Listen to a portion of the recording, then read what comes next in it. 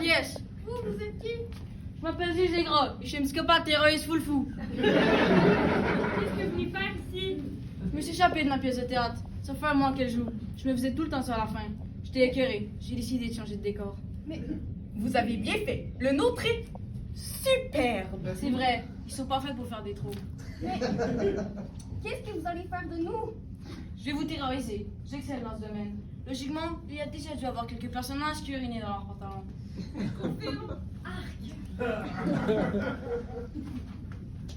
Mais quel plaisir prenez-vous à terroriser ainsi ces pauvres gens? Je ne faut pas poser la question à moi. Je suis un psychopathe. Il est normal que j'agisse comme un psychopathe. Oui, mais il y a probablement dû avoir quelque chose dans votre enfance qui a causé votre chute irrationnelle, non? Mais qu'est-ce que j'en sais, moi? Je suis le personnage de pièce de théâtre. C'est l'auteur de la pièce qui l'a tenu pour responsable. Et où est-ce qu'on peut le voir, ce mauvais auteur? Est-ce que vous pensez qu'il y a de plus mauvais auteurs que moi? Où il est? Il est mort. Il était dans les coulisses pendant le spectacle. Je l'ai tué quand il essayait de me barrer la route. Un de mes plus beaux meurtres. J'en suis très fière. Oh non! J'ai encore fait pis dans mes pantalons! Vous ne me faites pas peur. Je suis colonel d'armée, moi. J'en ai vu d'autres, moi. J'ai fait la guerre, moi, monsieur. Vous m'affrontez même si j'ai une mitraillette? Vous avez peut-être une mitraille. Mais moi, j'ai récupéré l'arme avec laquelle on a tué le mort. Mais non, je l'ai étranglé avec la corde dans la salle de billard. Peu importe. J'ai l'arme et il y a un coup de feu. Ça prouve à quel point cette pièce était mal écrite. Je vous provoque un combat singulier. Monsieur le psychopathe, terroriste, fou. Gingras. Gilles Gingras.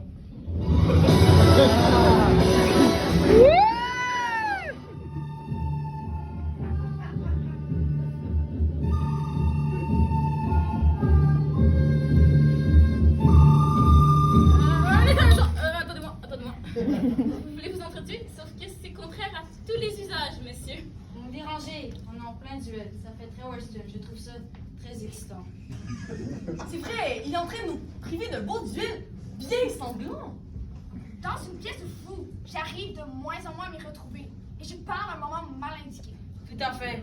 Vous arrivez en plein milieu de règlement de compte entre le ridicule colonel Relish et moi-même. Un règlement de compte? Et quel compte avez-vous à régler exactement? Oups, ça n'avait pas vraiment pensé à ça, hein? C'est fou comment on peut être distrait. Quel compte pourrait-on régler? Est-ce que j'ai vraiment besoin de ça, moi? Je suis un psychopathe. Est-ce que j'ai vraiment besoin d'une raison pour tuer quelqu'un?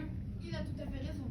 Vous ne mêlez pas de ça. Non, mais moi je disais seulement ça pour passer plus rapidement, pour que vous souffriez moins longtemps. Mais si vous ne voulez pas mon aide... Je proteste. Il ne doit pas mourir. Je suis le mort. Vous, le mort, vous n'avez de leçons à donner à personne. Pourquoi vous me dites ça? Parce que vous n'avez même pas respecté ce qui avait été écrit dans le texte. Mais j'étais mort. C'est chiant de jouer mort. On est là, on ne bouge pas. On entend les autres s'amuser et nous, on ne peut pas. C'est vachement injuste. N'empêche que c'est écrit. C'est comme si vous ne respectiez pas un contrat. Mais c'est injuste. On s'en fout de l'injustice. C'est pas juste pour moi non plus. Moi aussi, j'avais envie de gagner mon retard. Et ma scène de combat héroïque. Est-ce possible d'être héroïque autrement qu'en tant que quelqu'un? Vraiment? Ouais. Vous pourriez même sauver quelqu'un. C'est une idée ridicule. C'est moins spectaculaire. Peut-être, mais c'est plus propre. Moi je veux bien me faire sauver. Je me sauve très bien. Vous n'auriez pas un personnage intéressant à sauver? Genre une jeune femme sensuelle avec beaucoup d'avenir devant elle. Je peux voir ce que je peux faire. On va attendre de voir ce que ça donne.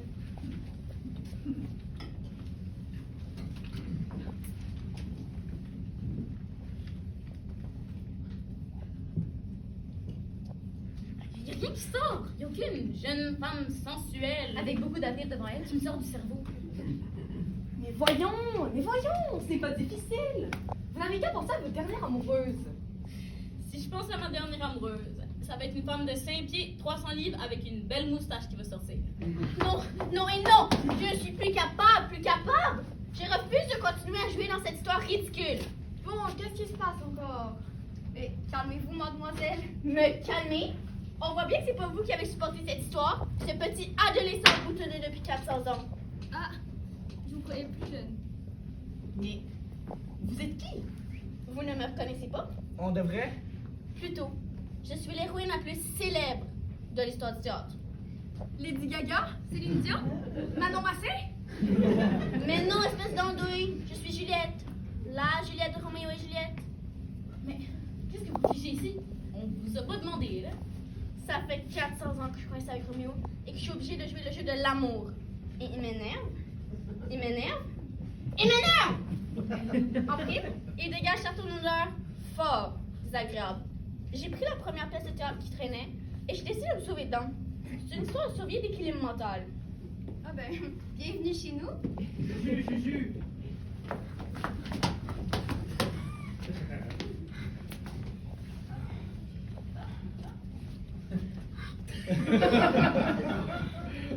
Où es-tu, mon petit canon en sucre?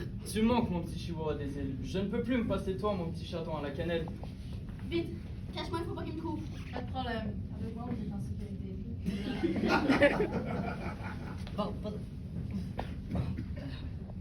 Pardon, jeune homme, on peut vous aider?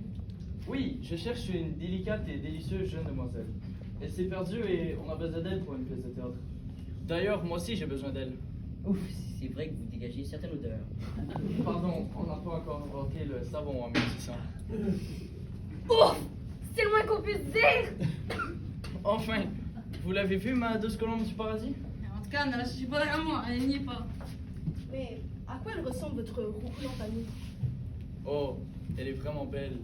Elle a de beaux cheveux, avec un beau visage, un joli nez, de jolis yeux, de jolies mains, un joli corps, de jolies jambes et plein de jolies affaires que je vous laisse imaginer par vous-même. C'est précis ça! J'ai bien vu une jeune femme. Mais elle n'était pas jeune du tout. Elle avait un gros nez. Avec de grosses bajoux difformes! Des grosses fesses molles. Des petits seins aplatis. Et en plus, des temps carriés. En plus, elle avait l'air d'une sacrée conne. C'est son portrait tout craché, où est-elle? Mais pourquoi son portrait tout craché? Pourquoi tu me cours sans cesse après si je suis une telle horreur? Ah, te voilà. Je suis sûr que te retrouver, mon petit hamster du bonheur. Laisse faire comme ça. Comme ça, tu trouves que j'ai un gros nez, des grosses fesses, des petits seins aplatis, des dents carriées, que j'ai l'air d'une conne? Mais non, tu n'as pas les dents carrées. Puis, je savais qu'en disant ça, tu allais sortir de ta cachette. Oh, mon amour. Enfin, nous pourrons revivre notre magnifique aventure. Oh! Ça fait 400 ans qu'on meurt à chaque fin de pièce, qu'on se tente pleurer et que tous les spectateurs savent déjà comment ça finit.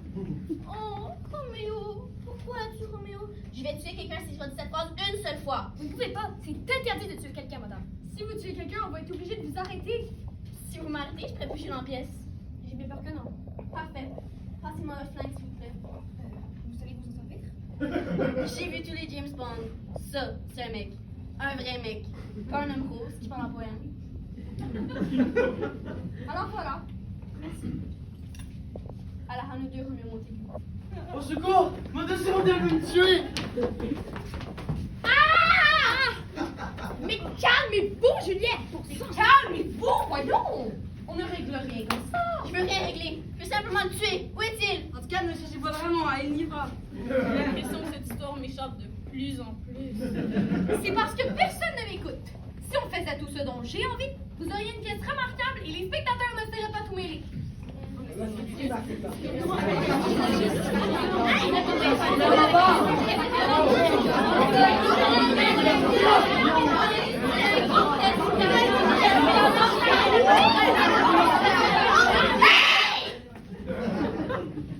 voudrais pas vous déranger, mais il y a des irrégularités dans la pièce. Puis il est hors de question que le syndicat laisse passer ça. Qu'est-ce qui se passe? J'ai dit que vous n'avez pas respecté la convention collective des personnages de théâtre et qu'il va falloir y mettre bon ordre. Qu'est-ce qu'on a fait de mal? Plein de choses. Beaucoup de choses. Comme quoi? Par quoi je commence? Ouais, commencer par le début. Ça va faciliter les choses. Parfait. Commençons par le mort. Monsieur le mort, vous avez dérogé à toutes les règles en refusant de faire le mort alors que c'était la seule obligation qui vous incombait. Vous auriez accepté, vous, de jouer le mort durant toute une pièce? Si c'est dans la convention collective des personnages de théâtre, oui. Vous contrevenez à l'article 426, annexe B de la convention. Ben, si c'est comme ça, je fais la grève. Alors faites la grève, couchez et ne bougez plus. C'est la même prochain personnage. Qu'est-ce qu'il y a ensuite? Ensuite, il y a le metteur en scène, l'éclairagiste et la sonorisatrice qui n'avaient aucun rapport dans l'histoire et qui sont arrivés comme un cheval dans la soupe. On dit un cheveu dans la soupe. Peu importe. Vous n'aviez pas intervenu. Vous n'êtes pas des personnages de théâtre. Vous êtes ce qu'on appelle l'aide technique. Comment ça, l'aide technique? Sans nous, il n'y en aurait même pas de pièce de théâtre. Peut-être, mais ça ne nous autorise pas à descendre sur scène. Mais on voulait sauver la pièce. Si on nous avait écoutés, il y en aurait eu une saloperie de pièce. Oh, bouche, qu'est-ce qui te retient comme la pour qu'on le voit? C'est moi qui vous retiens.